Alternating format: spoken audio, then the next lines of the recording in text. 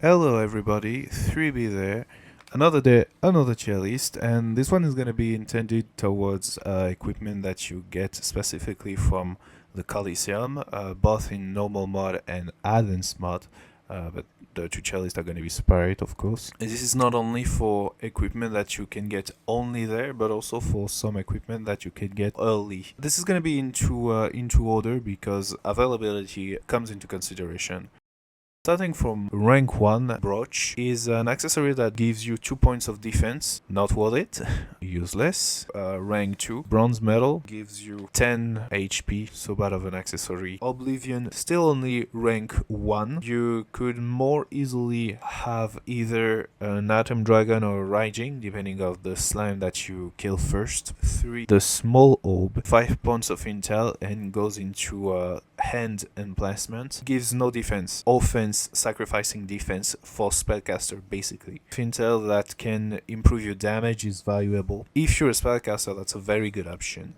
The other one is the exact opposite, it's the Master Ring. 8 point of attack. Equipping that is the same as putting 2 level all into your strength. This is very valuable. It also gives you 4 critical hits. This is not the best for a pure critical hit build because you have the eyeball ring that you can get that gives you just the attack boost without relying on crits is already very good. I'm not placing it in the top tier. It doesn't serve anything for pure spellcasters. Next in rank 4, Bone Armor. This variant is tier 0, be equipped by anyone except the priestess specifically because that's something evil, I guess. It has some nice defense. It also decreases your dexterity by 2 points, but you don't need dozens and dozens of status points into dexterity. By the fairy spring, you would have better than that. Next, at rank 5, we have a bread. This is serviceable, but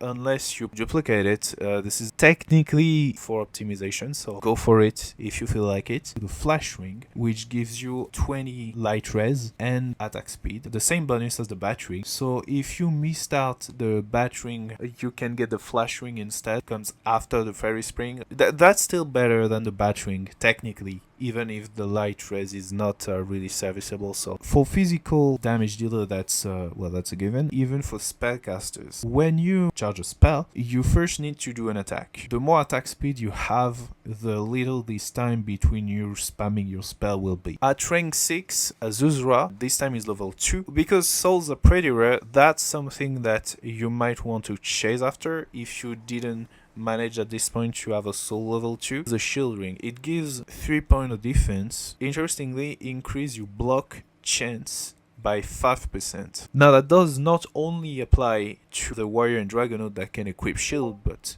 also the ninja that can block with wit, the sorcerer that can use magic shield, the dark wizard. He can equip shield only from the bone variant family. There are still brawler, archer, the priestess that doesn't benefit at all from it. At rank 7, glorious ring gives you 40 point light res and 4 points of defense. Yet again, it comes after the fairies. Rank 8, we have dungeon map. Give you access to the forgotten dungeon. You can farm for the chaos ring. Going through rank 8 in the Coliseum is easier than going up to Chaos Castle, meaning that you will have the chaos ring faster. And next we have the armored version of Case and Knapsack. Case, they add 1 row to respectively your weapon and your item and gives you 5 points of defense. So this is an improvement over Knapsack and Case. Not sure that using the thing for item does serve a purpose. I think that usually you will have Angel Wing,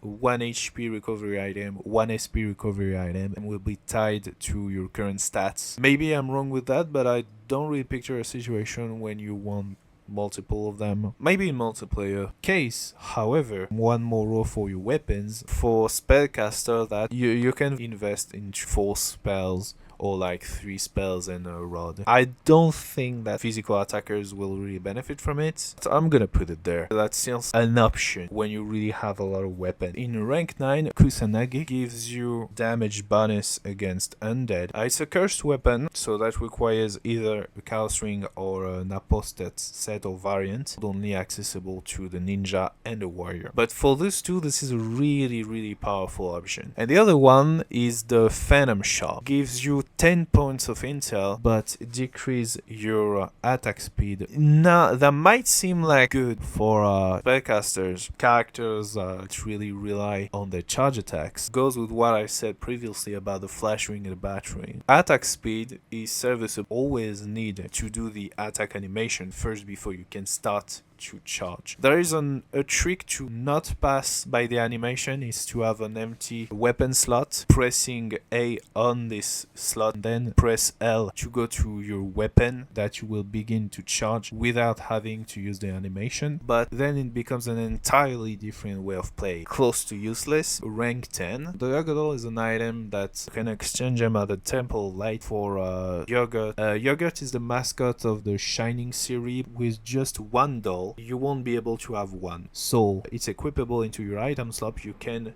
use the duplication glitch to have an easy rank 5 soul. It would require a lot of patience, a lot of practice with the duplication glitch, and it would require a glitch, most importantly, so that's not for everyone. So this might entirely be a chair of its own. For normal play, I would rank it to useless. Raijin, level 3. Same argument as Azuzra. If you don't have a rank 3 soul by this point, this is a very nice option. Animal Law, 100 resistant, poison, and fire. Now, poison is really only going to the mushroom forest, but fire, there is the volcano. This is in no particular order. If I were to rank them... Okay, I guess this is the correct order for normal mod, Coliseum, tier list. Thanks for watching, and I will see you for the advanced mod version.